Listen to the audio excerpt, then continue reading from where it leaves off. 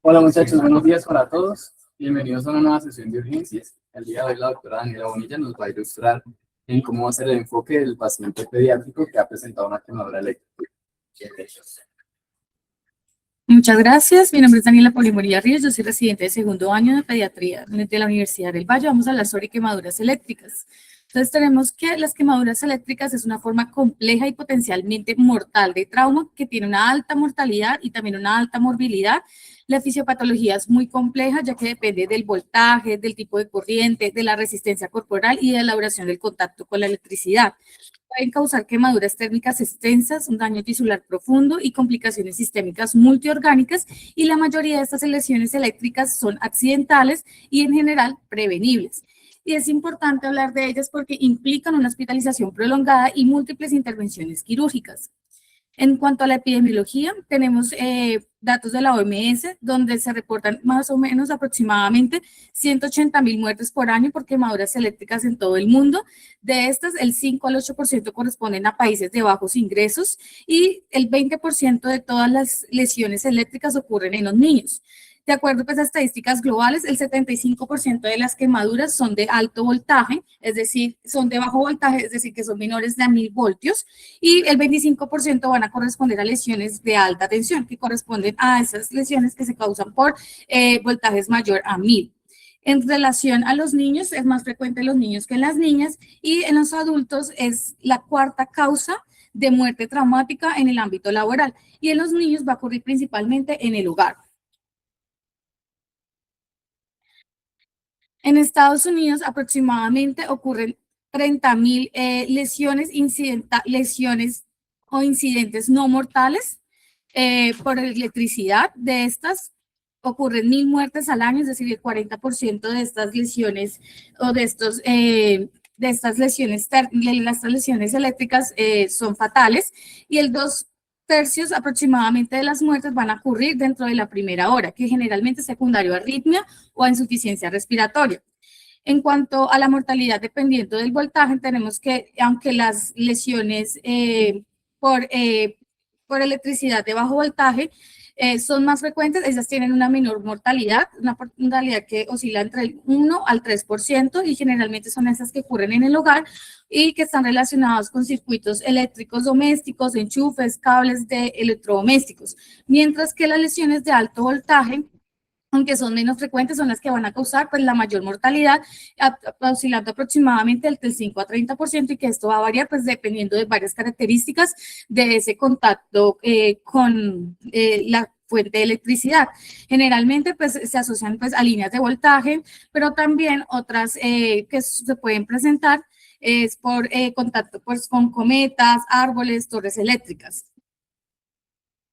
Seguramente, pues muchos de nosotros hemos visto noticias como estas en los periódicos, alertando sobre los accidentes eléctricos. Realmente, pues en Sudamérica y en Colombia, pues tenemos pocos registros epidemiológicos acerca de las quemaduras eléctricas, pero en los medios de comunicación, pues vemos diariamente cómo suceden estas lesiones eléctricas en todo el país. Incluso en el 2025 hubo una alerta porque se han venido aumentando pues, los accidentes eléctricos, sobre todo en departamentos como Antioquia y el Valle del Cauca. Entonces, si vemos algunos de estos titulares, vemos como aproximadamente el 10% de las víctimas fatales son niños. Vemos por lo menos que entre el 2016 y el 2024 hay un aumento pues, en los registros de esos accidentes, incluyendo pues, las muertes. Entonces, cuando revisamos los datos de medicina legal, esos son los datos que se presentan anualmente en los informes forenses, encontramos que en Colombia entre el 2016 y el 2023 se registraron aproximadamente más de 2.100 accidentes eléctricos en Colombia. Si vemos la cifra para el 2024, vemos que hubo aproximadamente pues 9 casos accidentales no mortales,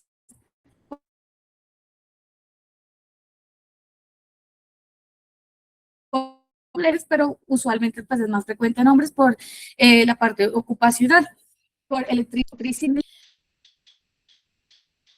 Entonces, cuando hablamos de las muertes accidentales, entonces vemos que en Colombia entre el 2016 y el 2024 se registraron 2.147 muertes por electrocución, que electrocución es el término que se utiliza para hablar de las muertes causadas por un trauma pues, eléctrico, una lesión eléctrica. El 90% pues, de las víctimas durante este periodo fueron hombres y cerca aproximadamente del 10% fueron niños. Aunque no hay un registro claro, se dice que aproximadamente en Colombia hay una tasa de mortalidad estimada por electrocución entre el 4.6 hasta el 10.2%.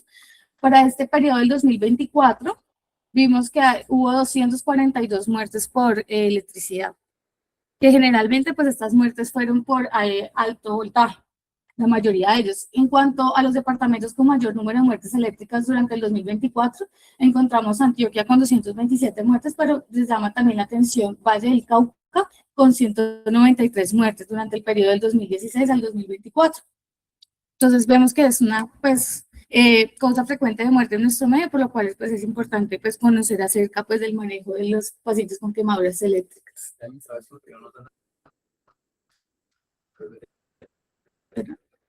Es que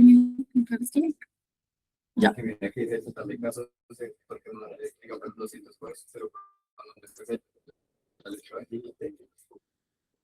el siguiente, Antioquia por 227, Valle del Cauca 193. Ah, es que esos son del periodo del 2010-2024. Y solamente el 4. Ya para hablar un poco de la fisiopatología, entonces para entender la fisiología de las quemaduras eléctricas es importante hablar de los principios de la electricidad y pues cómo se produce pues, los de daño. Entonces, en cuanto a los principios de la electricidad, tenemos que la electricidad es una forma de energía que se produce por el movimiento de las partículas con carga eléctrica, es decir, de los electrones.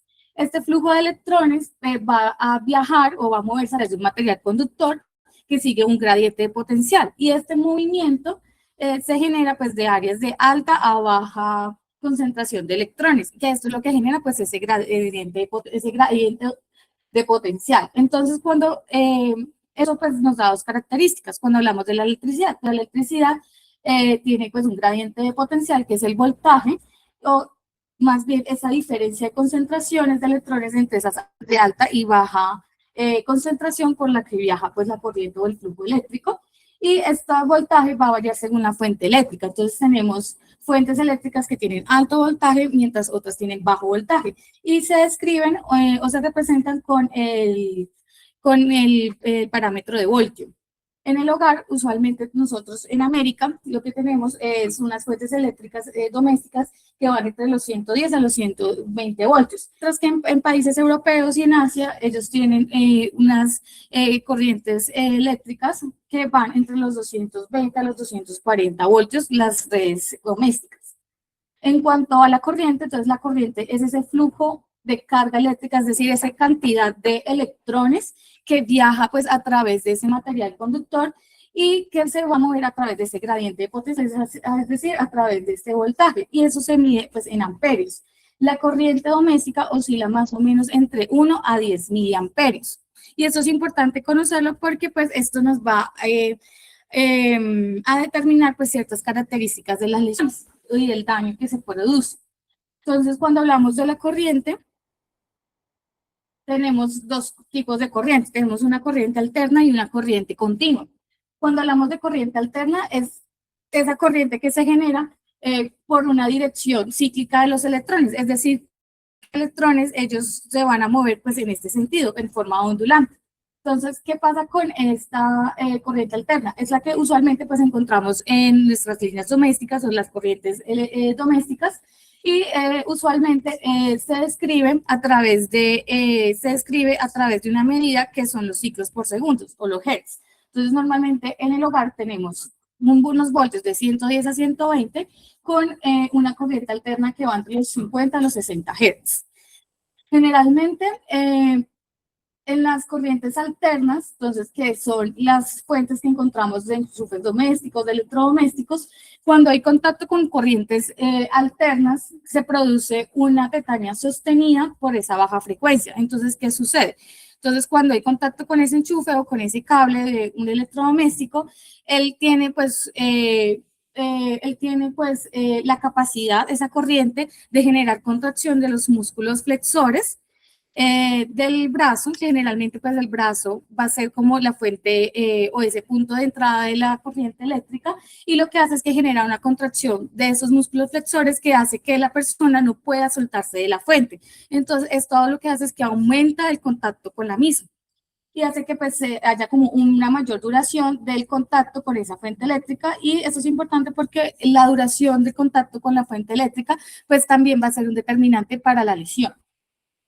Generalmente el contacto con estas corrientes alternas va a generar o va a facilitar que haya fibrilación ventricular o taquicardia ventricular sin pulso, donde pues incluso con un amperaje de 50 a 100 miliamperios, que son las que encontramos en las líneas domésticas, se pueden encontrar. Es decir, que un accidente en el hogar puede generar una fibrilación ventricular. Por eso es que es muy importante conocer pues lo de la corriente alterna, porque puede ser 3 a 5 veces más dañina que incluso pues la corriente continua. ¿La corriente continua qué es? La corriente continua es que se produce el flujo de los electrones de forma unidireccional y es constante, siempre es la misma, no es ondulante como en la corriente alterna. ¿Esto qué significa? Que hay como una mayor intensidad de esa corriente, y esto hace que en lugar de generarse pues esa contracción o esa tetania muscular que hace que la persona como que se adhiera a esa fuente, al contrario, lo que produce es que haya un espasmo violento, un choque, y lo que hace es que la persona como que salga expulsada de la corriente. Entonces, aunque son corrientes que tienen mayor intensidad, por la misma intensidad y por el mismo mecanismo, que lo que hace es que dispara o a la persona de la fuente, hace que el contacto sea menor. Sin embargo, el problema de estas corrientes continuas es que como ellas tienen una mayor intensidad, un mayor voltaje, pues puede causar pues asistolia, que es como la principal arritmia que vamos a encontrar en las lesiones generadas por corriente continua. Entonces, hablábamos de algo que era la intensidad de la corriente. Entonces, la intensidad de la corriente va a generar unos efectos clínicos. El umbral de percepción de la corriente eléctrica a través del tacto va a variar dependiendo pues de la intensidad de esa corriente. Entonces, por lo menos en una línea doméstica de 120 voltios con una corriente alterna, entonces a 1 miliamperaje podemos, cuando tenemos el contacto, podemos no sentir nada, no percibir la corriente o percibir un leve hormigueo. Mientras si vamos subiendo en el amperaje de 3 a 5 miliamperios, ya hay una sensación mayor de hormigueo, incluso una sensación de calor.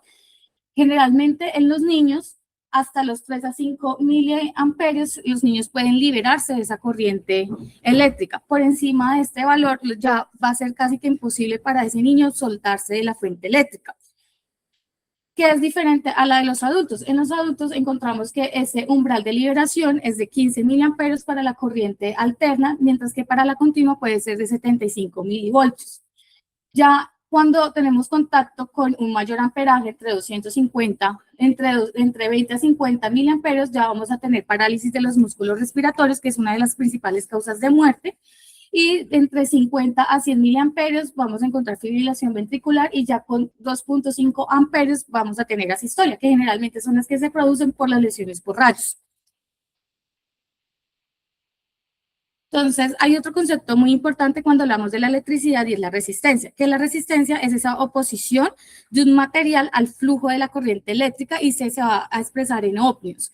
Entonces, tenemos que cuando una persona pues sufre una quemadura, o más bien sufre una lesión eléctrica, el cuerpo pasa a ser parte de ese circuito eléctrico. Entonces, el cuerpo pues entra a ser parte pues como de ese material conductor de la corriente eléctrica. Entonces, ¿qué pasa? Que nosotros pues tenemos músculos, tenemos vasos sanguíneos, nervios, piel, todo eso va a tener, los diferentes tejidos tienen diferentes resistencias, y eso es debido pues a la proporción de agua y electrolitos. Entonces tenemos que los músculos, los nervios, los vasos, ellos como son ricos en agua y electrolitos, pues van a tener una menor resistencia. ¿Y qué es tener una menor resistencia? Pues que va a facilitar el paso de la corriente eléctrica. Entonces, esto hace que sean muy buenos conductores. Ya en cuanto al hueso, la grasa, los tendones, ellos tienen una menor proporción de agua, y esto hace que ellos tengan una mayor resistencia. Y una mayor resistencia significa que van a acumular más calor, que eso pues lo voy a explicar. Eso se explica a través de dos leyes que pues ahorita las voy a explicar, pero entonces ellas al acumular calor pues van a generar más daño a nivel óseo, a nivel de los tejidos, a nivel de los tejidos. ¿Qué pasa con la piel? La piel es intermedia. ¿Por qué? Porque la piel cuando está seca, pues va a tener una mayor resistencia, aproximadamente de 5.000 ohmios. Pero si la piel está lacerada o si la piel está húmeda, pues va a ser un mejor conductor de la electricidad. Eso significa que puede pasar la corriente más fácil, no puede dejar como una lesión cutánea, pero sí va a permitir o hacen lesiones cutáneas como menos extensas, pero sí permite que esa corriente como que afecte y se desplace más fácilmente hacia los tejidos internos. Entonces genera más daño. Entonces, lo que les explicaba, las lesiones por quemaduras eléctricas se van a basar principalmente en dos leyes, la ley de Ohm y la ley de Joule. Y eso nos va a explicar un poco, pues, cómo interactúa el voltaje, la intensidad y la resistencia.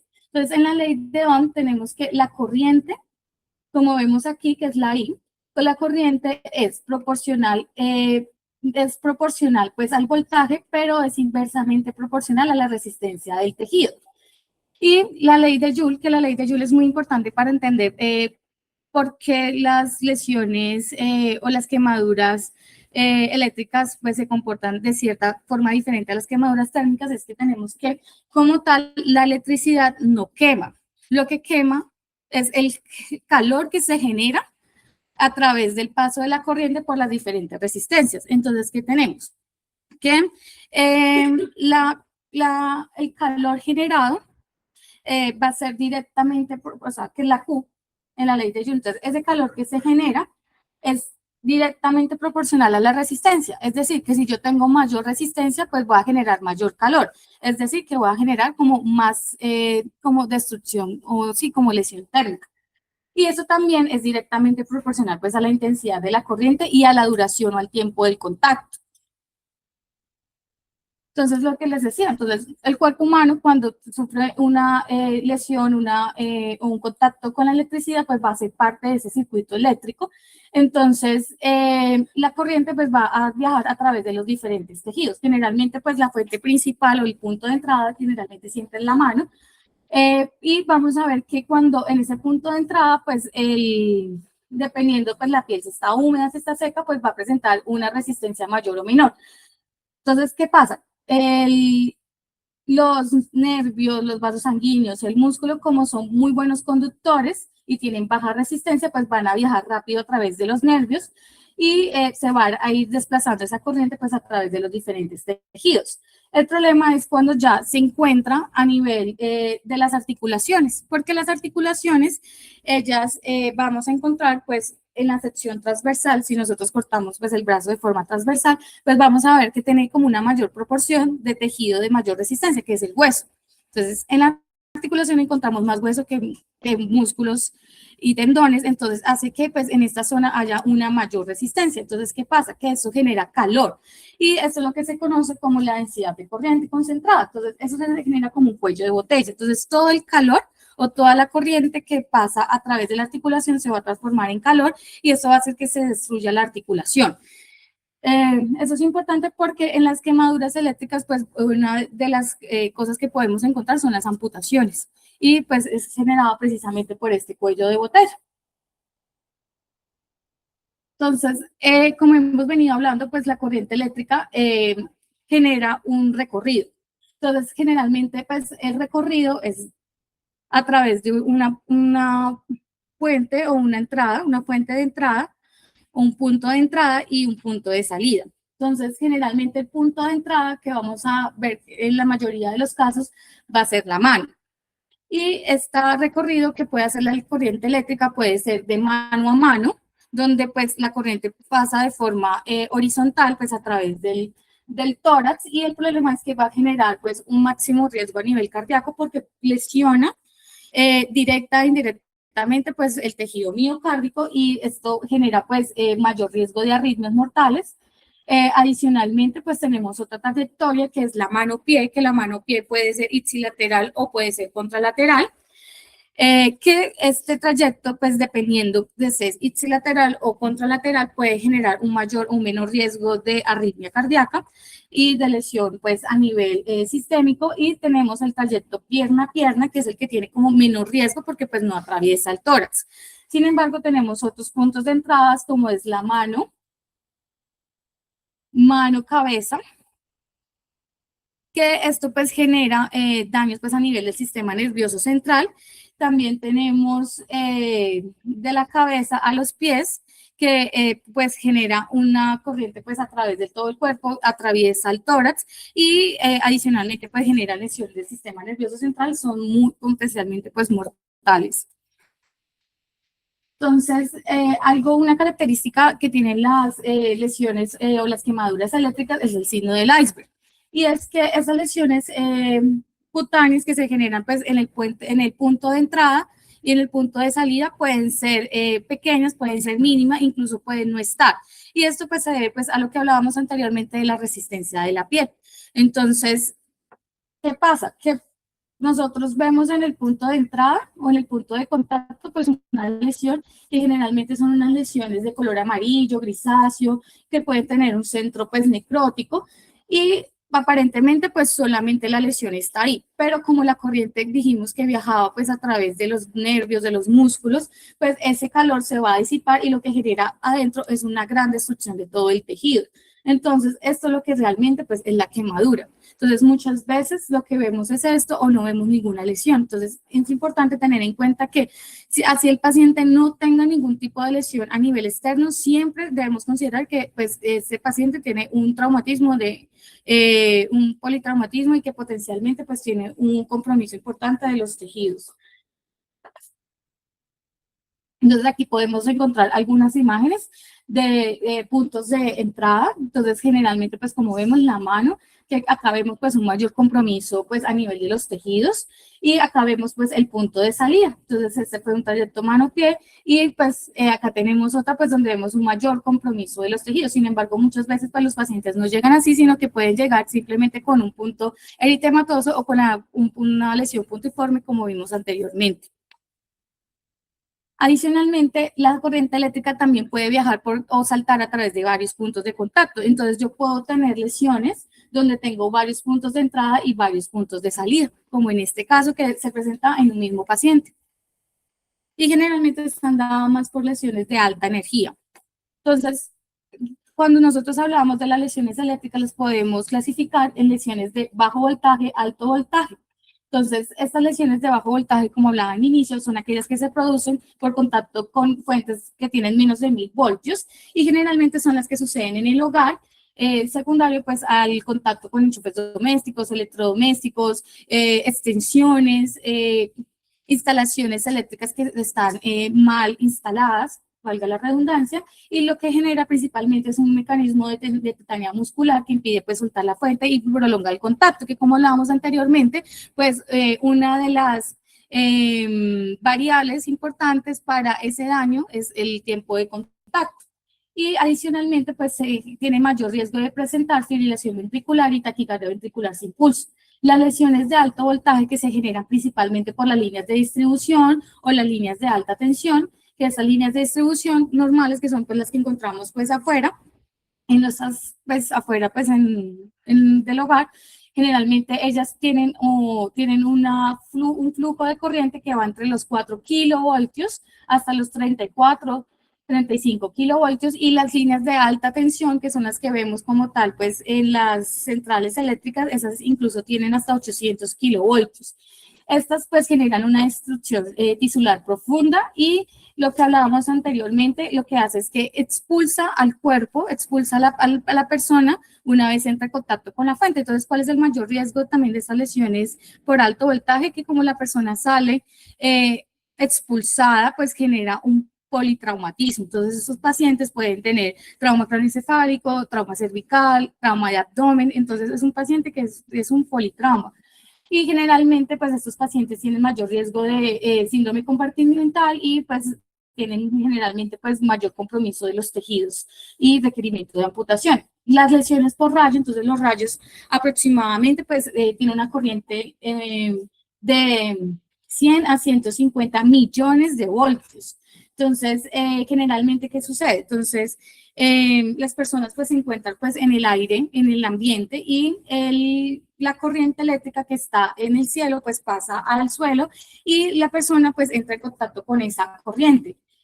Puede ser desde hay varios mecanismos, eso los voy a hablar más adelante, de los rayos, entonces puede ser incluso desde un contacto indirecto o puede ser un contacto directo y generalmente pues estás, debido pues a la intensidad o la magnitud de la corriente, pues generan una sistolia inmediata.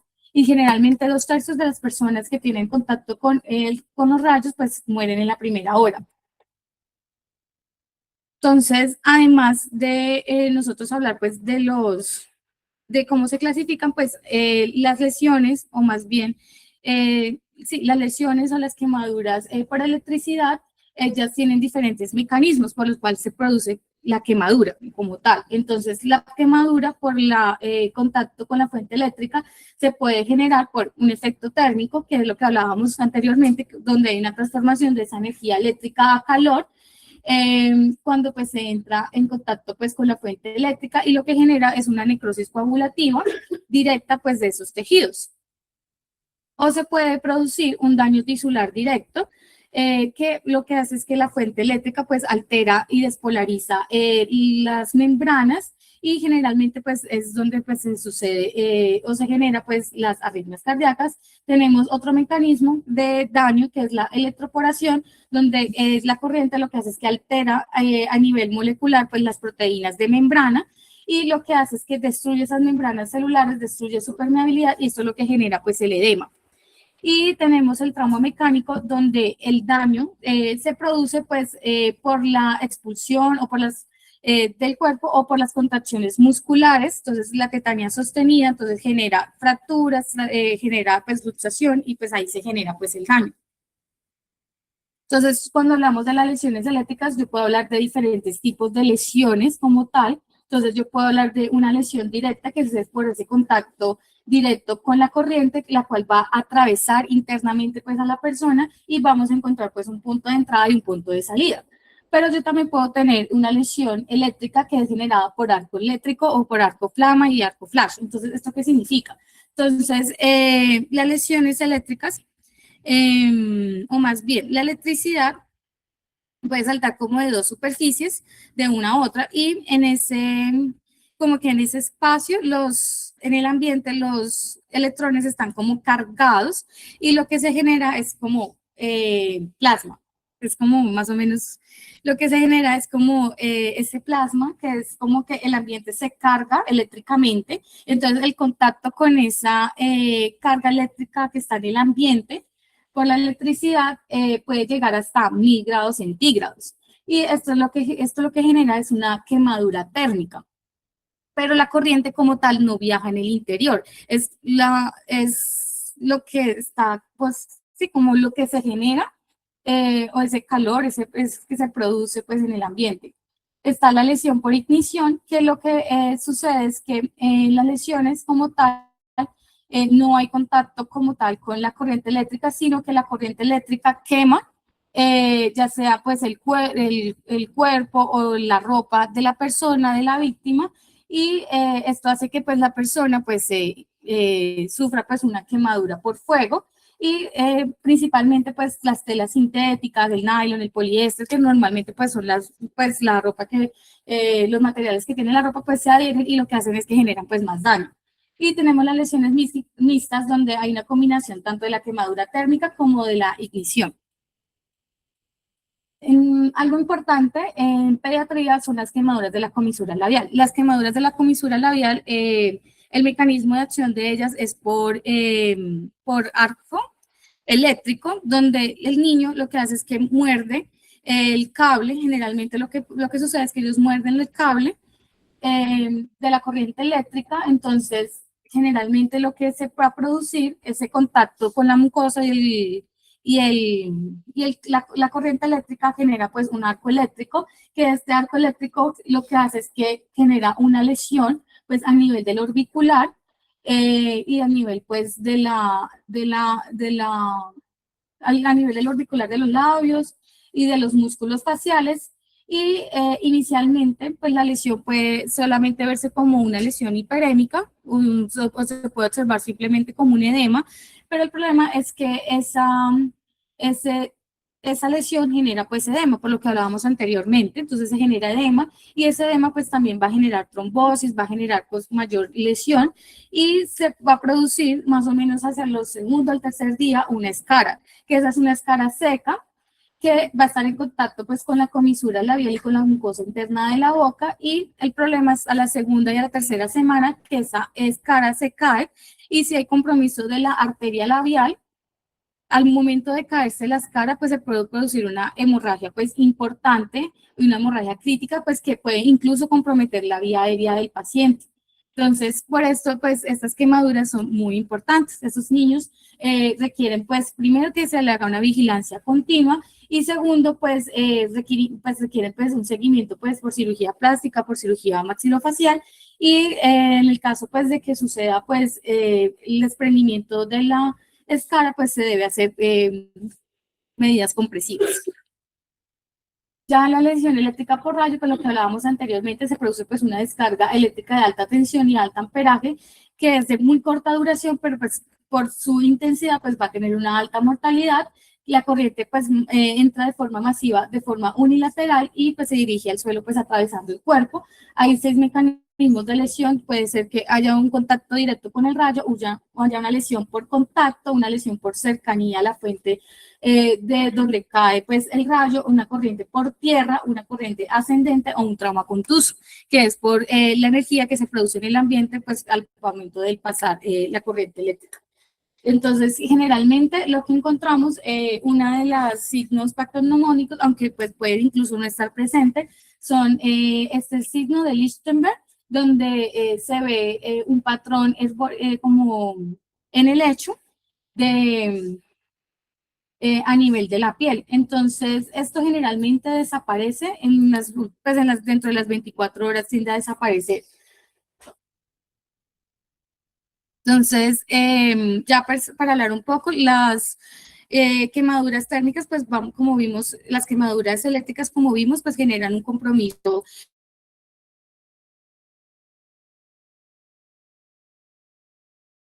incónico múltiple. Tenemos el síndrome de la electrocución, que es esa pérdida brusca de la conciencia que sigue pues a un paro cardiorrespiratorio. Entonces, el paciente aparentemente o está muerto o realmente pues el paciente importante pues está en una parada cardiorrespiratoria y este paciente pues requiere una RCP inmediata. Entonces, generalmente, ¿qué vamos a encontrar? Entonces, vamos a encontrar que eso se produce pues por la presencia de una fibrilación ventricular, que es el principal mecanismo de las fuentes alternas, o puede producirse por asistolia, por contacto con una corriente continua por rayos. Tenemos también que se puede producir una tetanización respiratoria, generalmente pues en contacto con las fuentes alternas, donde esa tetania pues también produce una tetania pues a nivel de los músculos respiratorios y eso hace que haya una parálisis de los mismos o puede haber una inhibición vulvar por una alteración pues, del centro respiratorio, puede producirse el laringoespasmo por obstrucción de la vía aérea y un espasmo coronario que pues, es dado por una isquemia miocárdica. Entonces, esas son las causas pues, por las cuales los pacientes pues, presentan un pues, paro cardiorrespiratorio. A nivel de cardiovascular, entonces podemos tener una lesión directa o una lesión indirecta. La lesión directa es en la que se produce pues, una necrosis miocárdica, directamente pues por la corriente eléctrica. Vamos a encontrar pues cambios en el electrocardiograma a nivel de, pues, de las ondas del ST y de la onda T. Es muy raro encontrar pues espasmo coronario, pero pues se describe. Generalmente pues esos pacientes van a tener un aumento del gasto cardíaco por la liberación de las catecolaminas. Esto pues hace que haya pues que esos pacientes pues tengan hipertensión. Adicionalmente esta inflamación, todo pues el daño tisular hace que haya como una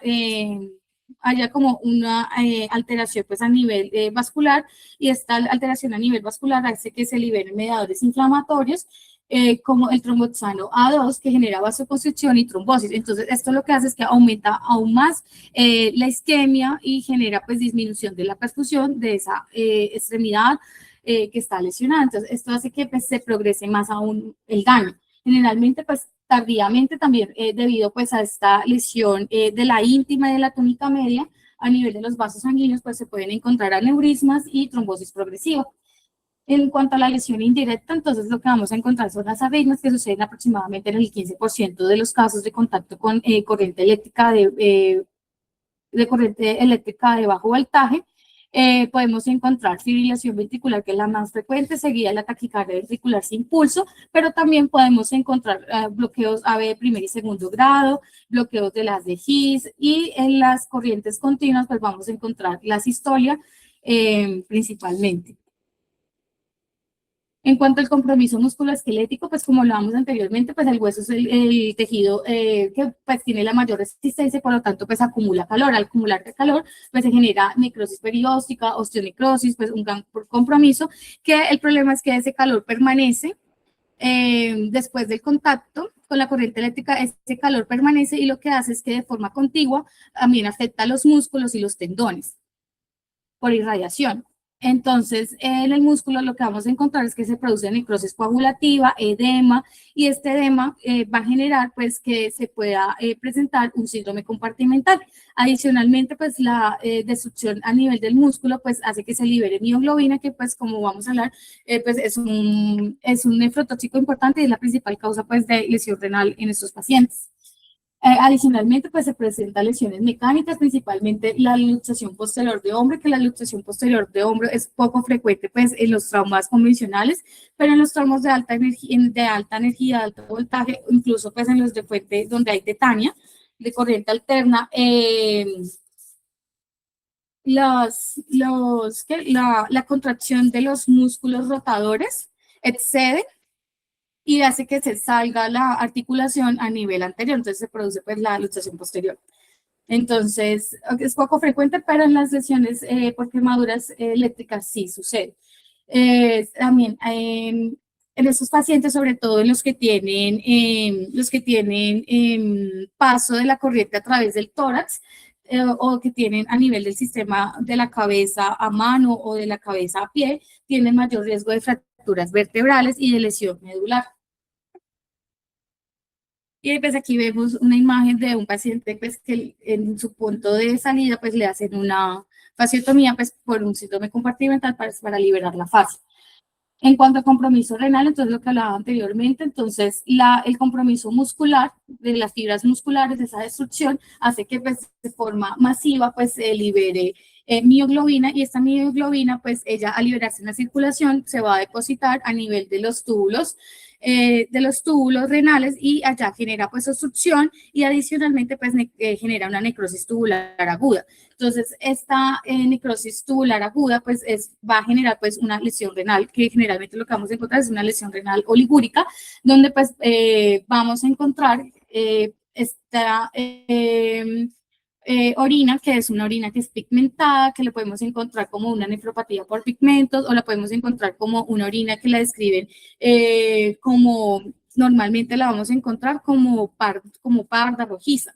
Entonces, esto pues, es la presencia de mioglobinuria. ¿Qué pasa? Entonces, los pacientes van a tener, cuando les tomamos una creatiniquinasa, pues vamos a encontrar niveles por encima de 5.000, que estos niveles por encima de 5.000 pues marcan un umbral de daño renal importante. Normalmente, pues, en la rhabdomiólisis, entonces, ¿qué vamos a encontrar? Clínicamente, pues, vamos a encontrar que hay una mialgia profunda, intensa, desproporcionada. La orina, pues, se torna de un color pardo, rojizo, y hay elevación de la creatiniquinasa. Adicionalmente, eso se puede acompañar de elevación del potasio, de una hiperpotasemia, que pues lo que hace es que pues se aumenta más esa lesión renal. Entonces, estos pacientes con lesión renal aguda pues van a tener aumento de la creatiniquinasa, la orina pues de aspecto pardo, la mioglobinuria, y pues pueden presentar hiperpotasemia, pero también puede presentar hiperfosfatemia pues por la liberación y la destrucción celular. También puede generarse pues hipocalcemia, también hiperuricemia, y por eso es importante pues la monitorización de los electrolitos, principalmente del potasio en las primeras 24 horas en esas lesiones de alto voltaje, cada 2 a 4 horas. Además, como hablábamos anteriormente, pues como se produce un edema importante a nivel de los tejidos, pues se produce una extravasación de los líquidos, se produce un tercer espacio, y este tercer espacio pues genera una disminución pues de ese volumen efectivo a nivel renal, y esto pues va a generar una insuficiencia renal también, entonces aumenta más pues esa lesión renal aguda. En cuanto al compromiso neurológico, entonces vemos que aproximadamente pueden aparecer estas manifestaciones clínicas, ya sea en el momento pues de la lesión, pero incluso la podemos encontrar días hasta meses después de una lesión por contacto con fuente eléctrica. Principalmente lo que se presencia como inicialmente entre el 20 al 60% de los casos es la pérdida de la conciencia. Sin embargo, estos pacientes también pueden presentar confusión, apnesia, cefalea, convulsiones, que generalmente estas convulsiones están más desencadenadas por la hipoxia, que es como una lesión pues, secundaria pues, al trauma. Y estos pacientes adicionalmente pues, pueden presentar isquemia cerebral y medular y pueden presentar secuelas de una cefalopatía hipóxico-isquémica. A nivel del sistema nervioso central, del sistema nervioso periférico, entonces vamos a ver que también ese paso de la corriente a través de los nervios pues genera una necrosis coagulativa de los nervios periféricos, y también a nivel pues secundario pues al síndrome compartimental pues también hay una lesión de esos nervios periféricos, y esto pues se va a ver representado por parestesias, parálisis flácida o una neuropatía que puede ser incluso tardía. Hay una manifestación clínica o hay una, sí, como una condición clínica que es la quera-1 parálisis, que generalmente se producen en las lesiones por rayos, pero también de alto voltaje, donde lo que sucede es una parálisis vasomotora transitoria, generalmente transitoria, pero también puede ser permanente, y lo que sucede en estas lesiones es que hay una pérdida temporal de la fuerza y de la sensibilidad, y generalmente va a ser en las extremidades, y se va a presenciar por eso, porque uno ve como se ve la piel moteada, se ve como de un color como azulado, como cianótico, y pues ahí la pérdida transitoria de la fuerza de la sensibilidad. Adicionalmente, puede suceder una disfunción autonómica en la cual las personas que tienen pues, estos contactos con lesiones de alto voltaje o con rayos, pues ellos van a presentar pupilas dilatadas, midriáticas fijas, incluso pueden ser asincrónicas, o sea, pueden ser anisocóricas, pero esto no indica muerte cerebral, y eso es muy importante tenerlo en cuenta, porque lo que se produce pues es una disfunción autonómica, y esto es secundario pues a eso. Entonces, no por esto, no por la presencia de eso, pues no se puede dejar o pensar que el paciente está en muerte cerebral. Otras manifestaciones clínicas que encontramos es la afectación ocular, que esta afectación ocular es frecuente incluso años después del accidente o del trauma eléctrico. Es más frecuente con lesiones de alto voltaje, principalmente pues van a ser las cataratas, pero también se pueden encontrar en el cuadro agudo, IPEMA, la hemorragia vítrea, desprendimiento de retina, lesión del nervio óptico. A nivel óptico, del oído podemos encontrar pérdida auditiva neurosensorial, ruptura timpánica, vértigo, lesión del nervio facial. Entonces es importante, pues lo vamos a hablar más adelante, que en esa evaluación secundaria pues también tiene que hacerse una evaluación oftalmológica y auditiva. Y a nivel del sistema digestivo, pues el paciente puede presentar náuseas, vómitos, puede presentar perforación, sepsis abdominal, ilio paralítico, isquemia mesentérica, necrosis hepática, pancreática, y las úlceras de Corlin, que son unas úlceras que se presentan por presión. Y es importante tenerlo en cuenta porque en un paciente que tenga dolor abdominal, distensión, un paciente que esté hipotenso, pues debemos descartar que pues no haya un compromiso pues a nivel digestivo. Entonces, en cuanto a la evaluación y el diagnóstico, entonces es importante pues en la atención prehospitalaria, principalmente pues la seguridad de la escena. Entonces, nunca tocar al paciente hasta interrumpir la fuente pues de la corriente eléctrica. En el caso pues de que haya contacto pues con una corriente de bajo voltaje, pues se puede separar a la víctima con un material aislante. Sin embargo, siempre pues es importante pues primero desconectar pues la fuente antes de entrar en contacto con la persona, porque la persona pues que está haciendo pues el rescatado pues puede incluso pues también sufrir lesión también en el momento del rescate. En las lesiones de alto voltaje pues solamente pues se puede desconectar a la persona, no se puede pues como llegar a intervenir. En cuanto a la inmovilización, entonces, importante si hubo caídas, si hubo traumatismo o en general en las lesiones o en los traumas generados por alto voltaje siempre se debe sospechar que hay un compromiso cervical y por lo tanto pues se debe hacer movilización cervical espinal y movilización en bloque de la persona y sospechar siempre que pues haya una fractura o un traumatismo cerrado de tórax, abdomen o cráneo. Se realiza pues el soporte vital básico, valorando pues el nivel de conciencia, la vía aérea, la respiración, la circulación y iniciar RCP pues si está indicado. Y en el traslado pues informar durante el traslado pues al equipo, al centro que va a recibir ese paciente pues el tipo de corriente, el voltaje, la duración, el mecanismo para que pues el equipo esté preparado. Ya en cuanto a la evaluación primaria, entonces tenemos que primero, pues, la X, el control de la hemorragia. Entonces, estos pacientes, sobre todo estas víctimas que es de lesiones de alto voltaje, pues, pueden tener amputaciones traumáticas y esto puede generar, pues, una hemorragia exsanguinante y esto, pues, es el primer paso que, pues, debemos controlar en ellos. Entonces, primero, pues, controlar la hemorragia externa activa en caso, pues, de que esté presente.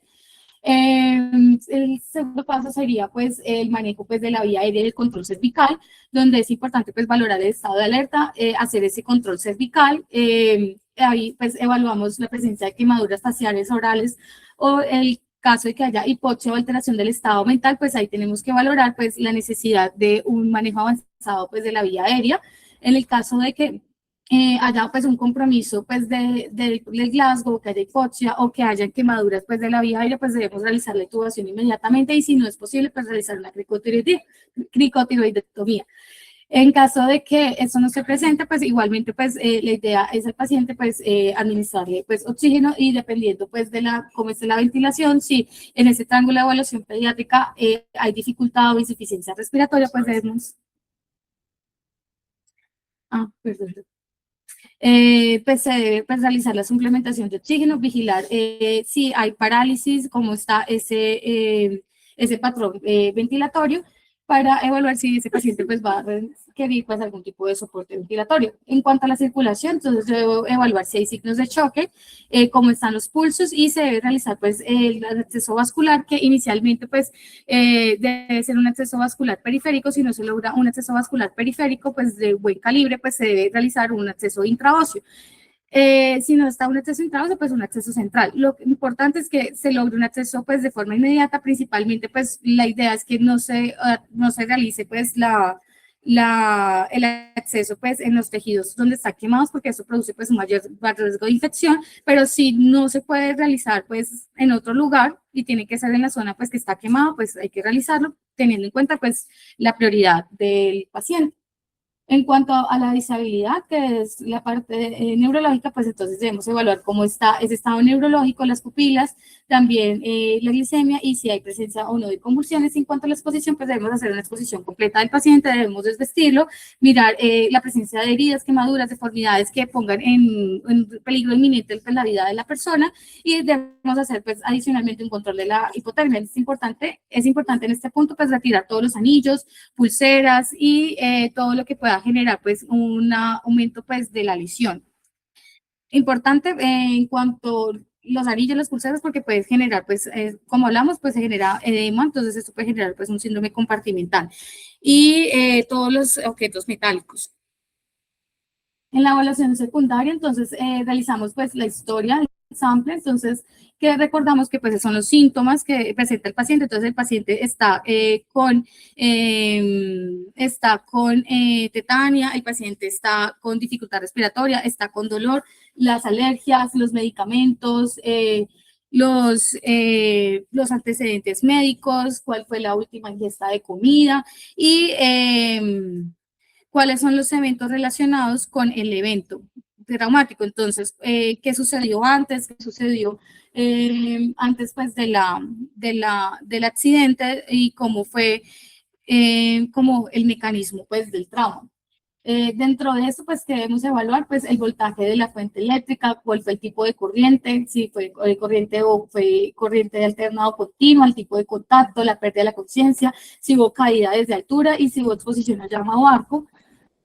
Y debemos realizar pues un examen cefalocaudal, que ahí sí vamos a hacer un examen cefalocaudal que va a ser mucho más extenso, mucho más exhaustivo, donde pues debemos evaluar pues de forma cefalocaudal pues todo la cabeza, el cuello, mirar si hay fracturas, si hay compromiso medular a nivel del tórax, el abdomen, perineo, músculo esquelético, el neurológico completo.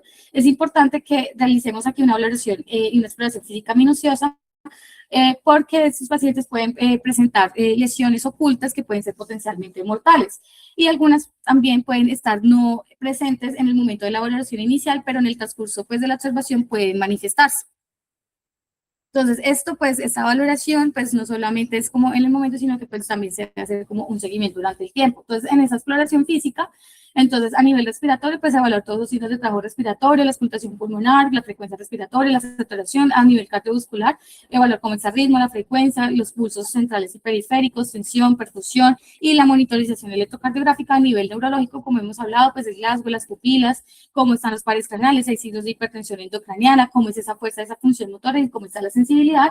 A nivel de la piel, pues evaluar esos puntos de entrada y salida, cómo es la valoración de las quemaduras y la cavidad oral. Siempre pues en los niños debemos realizar pues ya en este momento pues la exploración a nivel ocular y óptico, entonces evaluar cómo está esa agudeza visual, el fondo de ojo, cómo está la membrana timpánica, y la valoración auditiva, y a un nivel musculoesquelético pues buscar otras fracturas, luxaciones asociadas al evento, si hay signos de síndrome compartimental, y siempre pues en esos pacientes pues considerar pues el riesgo de lesión de la columna cervical.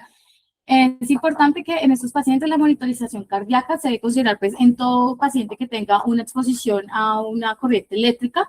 Es importante que esa monitorización sea mucho más estricta, o sea, tiene que ser pues estricta en el caso pues de que haya dolor torácico, anomalías en el electrocardiograma, que haya una vía transtorácica conocida, que el paciente haya requerido RCP, que haya pérdida de la conciencia o que tenga antecedentes cardíacos. Si el electrocardiograma es normal, si la lesión es de bajo voltaje, si no hay síntomas asociados y no hay antecedentes cardíacos, la probabilidad de presentar una anomalía o una complicación como una arritmia dentro de después de esas 24 a 48 horas, pues baja la probabilidad. Sin embargo, en esos pacientes donde hay alguna alteración, hay síntomas cardíacos o hay antecedentes, considera pues, la toma de ecocardiograma. En cuanto a los estudios de laboratorio, se debe pues, tomar hemograma completo, electrolitos, análisis de orina, pues buscando la presencia de mioglobinuria, a nivel bioquímico, pues función renal, creatinina quinasa. Podemos tomar quinasa, metroponinas en caso de que haya una alteración a nivel del electrocardiograma. Transaminasas, ácido úrico, también se puede tomar. Siempre si hay presencia de mioglobinuria en orina, pues debemos medir mioglobinuria sérica, y la CPK es importante, principalmente si se sospecha rhabdomiólisis, pues igual en estos pacientes siempre presentables se les debe solicitar CPK en los de alto voltaje. Y la gasometría arterial en caso de rhabdomiólisis o que el paciente haya requerido pues, soporte respiratorio. En cuanto a los estudios de imagen, entonces tenemos la radiografía de tórax, que está indicada pues, en aquellos pacientes que hayan presentado paro cardiorrespiratorio, que tengan dolor torácico o disnea, que tengan hipoxia, que tengan antecedentes de caída o trauma contuso, o paciente que requirió RCP, porque ellos pueden presentar fracturas costales, contusiones pulmonares, hemoneumotórax.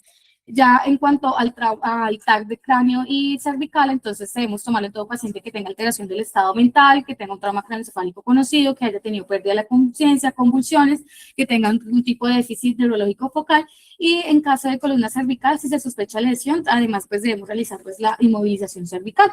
Y otras imágenes que podemos realizar va a depender, pues, obviamente, pues, de la trayectoria, del tipo de mecanismo de la lesión y de los síntomas que haya presente. Entonces, se puede tomar radiografía, si estamos sospechando, pues, fractura, o podemos tomar ecografía. Y importante, pues, el ecofaz, si hay trauma abdominal o sospecha de trauma abdominal.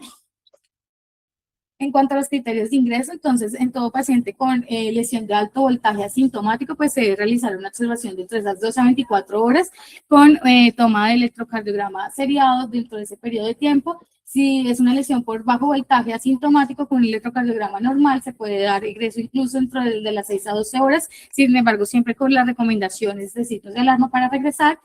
Y si es una lesión de bajo voltaje, pero está sintomático, el paciente tuvo pérdida de la conciencia o ritmo, se debe vigilar al menos por más de 24 horas.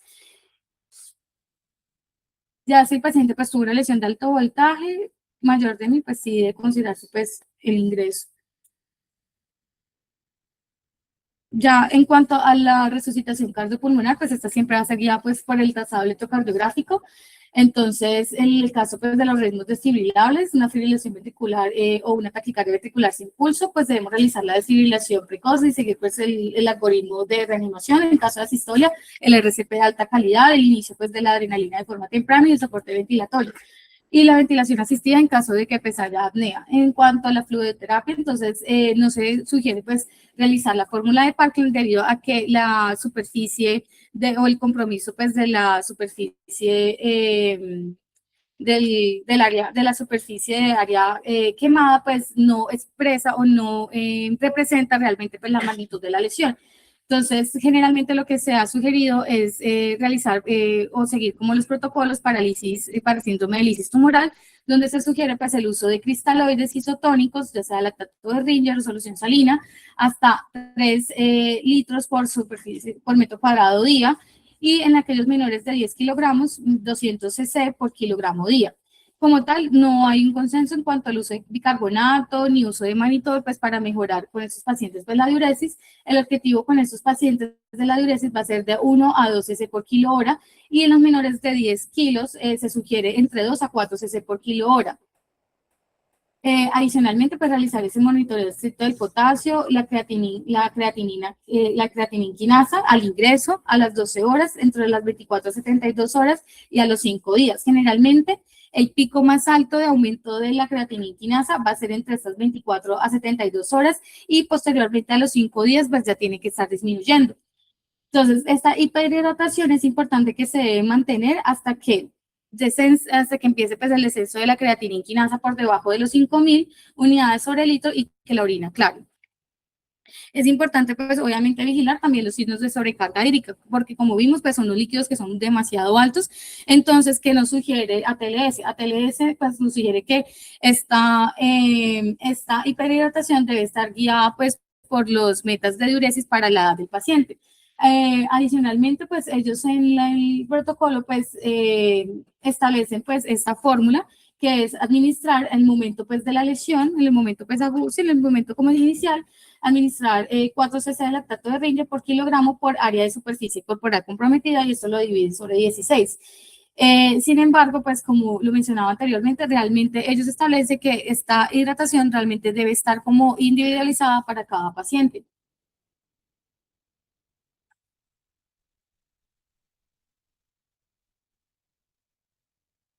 En cuanto al síndrome compartimental, entonces el síndrome cardinal va a ser el dolor desproporcionado que no va a ceder con la analgesia y que aumenta con la movilización pasiva. Generalmente pues vamos a encontrar las 5 P's, que es el dolor, la palidez, la presencia de ausencia de pulso, las parestesias y la parálisis. Entonces, importante en el caso de que estemos entre un síndrome compartimental, pues se debe retirar toda la compresión externa, vendajes, férulas, se debe alinear la extremidad pues a nivel del corazón, no por encima de eso, porque lo que hace es que aumenta o disminuye más bien esa perfusión distal y lo que hace es que aumenta más la isquemia. Entonces, se debe realizar pues a nivel del corazón. Se debe pues, realizar un manejo adecuado pues, de la analgesia. Generalmente pues, se van a usar opioides y pues, se va a hacer una reevaluación de este paciente. En caso de que con estas medidas iniciales no mejore, pues este paciente debe ir a una fasectomía urgente, ya que esto pues, va a prevenir primero la amputación, reduce pues, el riesgo de rhabdomiólisis y adicionalmente por cada hora que nos demoremos pues, va a aumentar más ese daño de lesión permanente. Entonces por eso es muy importante pues, manejar el síndrome compartimental pues, de forma prioritaria. En cuanto al manejo de las quemaduras, pues las quemaduras siempre se van a manejar pues como se manejan las quemaduras térmicas. No se sugiere pues como tal antibiótico sistémico profiláctico. Se pueden usar o como tal el cuidado local es con gasas vaselinadas y se puede usar sulfadacina de plata como un antibiótico tópico. Se debe pues obviamente hacer un buen control del manejo analgésico y generalmente sus pacientes pueden ir a esclerotomías, desbridamientos seriados y algunos van a requerir pues amputación precoz y reconstrucción de su extremidad. En cuanto a las lesiones gastrointestinales, como lo hablaba anteriormente, son raras, pero pueden tener alta mortalidad en los pacientes que estén hipotensos y a pesar de la reanimación adecuada, siempre debemos sospechar que hay un sangrado a un trauma de abdomen y el paciente sangrando a nivel abdominal. Sospechar siempre en que haya ilio, dolor a la palpación, distensión abdominal y el paciente, además, ellos pueden presentar, como le hablábamos anteriormente, trombosis, entonces pueden hacer isquemias mesentéricas y eso es importante pues tenerlo en cuenta en el paciente que pues no mejora o que tiene un deterioro clínicamente progresivo, rápidamente progresivo. Para prevenir las úlceras por estrés, entonces lo que se sugiere es a estos pacientes administrarles IVP endovenoso, pues desde el ingreso, además porque son pacientes que van a ir generalmente a procedimientos y van a requerir ayunos prolongados, lo que hace que se presenten más estas úlceras por presión. Se debe personalizar la evaluación oftalmológica, el examen optológico, la optometría y la vacuna antititánica si está indicada. Ese es como un algoritmo de pues, esa evaluación del paciente que sufre una lesión por electricidad. Entonces, es importante que si la persona tiene un fallo multiorgánico o si tiene alteración en alguno de los dos lados del cuadro, del triángulo de aproximación de evaluación pediátrica, entonces, pues debemos iniciar pues todo el manejo de oxígeno, control pues de la vía aérea, el acceso venoso periférico, realizar pues esa expansión vascular por los cristaloides, como